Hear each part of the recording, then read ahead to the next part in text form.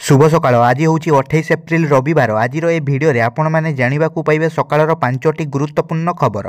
तेबे दर्शक बंधु आसतु जाना कौन रही संपूर्ण खबर। ता पूर्व भिडियो को गोटे लाइक कर आग को यहपरी भिडियो देखापी चाहूले आम चैनल को सब्सक्राइब कर दिंतु। खबर नंबर 1। चालाण समय जबत होइतिबा गरु मानकु अभियुक्त मालिकंकु हस्तांतर करा जाई पारिबो नाही। निर्दय भावे चालाण हेबा समय जबत होइतिबा गरु मानकु सेमानंकर मालिकंकु हस्तांतर करा जिवो नाही।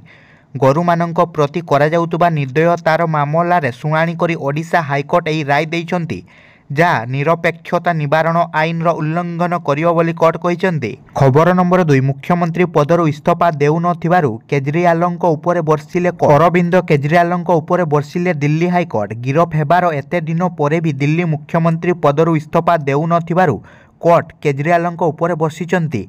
देशर स्वार्थ अपेक्षा निजर स्वार्थ को केजरीवाल अधिक गुरुत्व देउछंती। केवल क्षमतार रहिबा उद्देश्य रे केजरीवाल मुख्यमंत्री पदरु इस्तीफा देउनाहांती बोली दिल्ली हाईकोर्ट कहिसंती। दिल्ली अबकारी दुर्नीति मामलार गत मासरे मुख्यमंत्री केजरीवालंकु ईडी गिरफ करिथिला। मनी लॉन्ड्रिंग मामलार से गिरफ होइचंती। कोर्ट एभली कहिबा पछरे कारण हेउची एबे दिल्ली सरकारी स्कूल रे आवश्यक यूनिफॉर्म एवं बही उपलब्ध नाही। तेणु जो मैंने यही बही एवं यूनिफॉर्म पाइबे बोली अपेक्षा करिसेंती सेमाने पाई पारुनाहांती। फलरे कोर्ट विरक्ति प्रकाश करिसेंती। खबर नंबर 3। 8 विधानसभा आसन पर बीजेपी प्रार्थी घोषणा।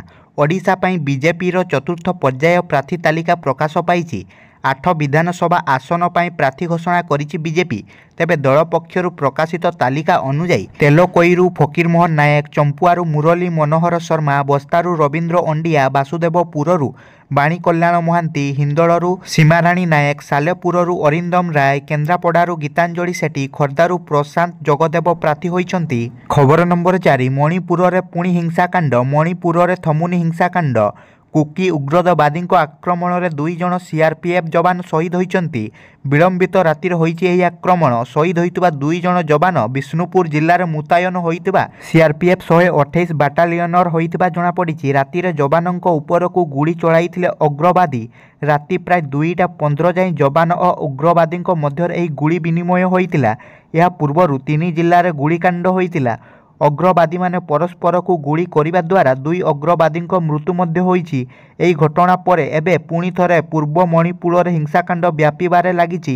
तेबे यह प्रथम घटना नुहे। पूर्वरु अनेक थर जवान को आक्रमण करिसेंती अग्रवादी। खबर नंबर 5। ममता बानार्जी आहत। हेलिकॉप्टर चढ़िबा समय रे पड़ीगले पश्चिमबंग मुख्यमंत्री ममता बानार्जी पुणी आहत होइचंती। दुर्गापुर रे हेलिकॉप्टर चढ़िबा समय रे ममता बानार्जी आहत होइचंती। से हेलिकॉप्टर भितरे पड़ी जाइतिले। ममता दुर्गापुरु आसनसोल जाउथिले। सेठारे से टीएमसी प्रार्थी शत्रुघ्न सिंघांको समर्थन रे एक रैली को संबोधित करिवार कार्यक्रम थिला। ममता जेतेबेले हेलिकॉप्टर भितर को जाउथिले सेतेबेले संतुलन हराई से पड़ी जाइतिले। फलरे तांको पादरे आघात लागिछि।